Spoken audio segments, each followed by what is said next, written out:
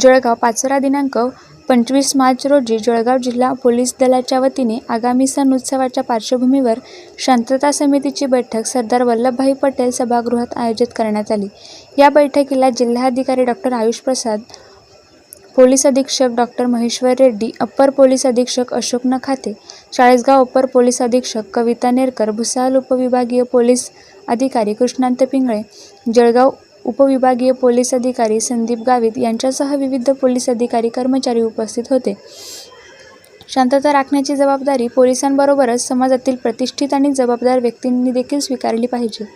समाजात कोणताही अनुचित प्रकार होऊ नये यासाठी शांतता समितीच्या सदस्यांनी सतर्क राहावे, असे जिल्हाधिकारी डॉ. आयुष प्रसाद यांनी सांगितले।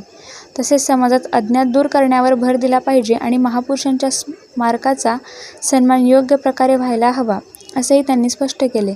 सध्या सोशल मीडियात समाजात वाद आणि गैरसमज निर्माण करण्याचे प्रमुख कारण ठरत आहे। विशेषतः 15 ते 25 वयोगटातील युवक सोशल मीडियावर आक्षेपार्ह पोस्ट टाकत असल्याने वाद उद्भवतात।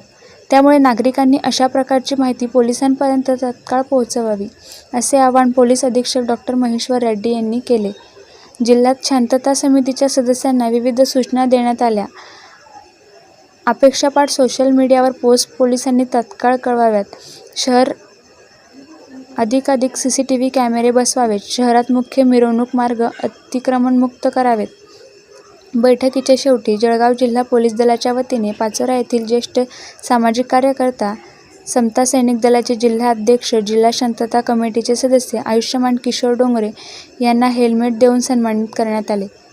यावेळी पाचोरा येथील ज्येष्ठ पत्रकार व शांतता समितीचे सदस्य आबासाहेब येवले उपस्थित होते।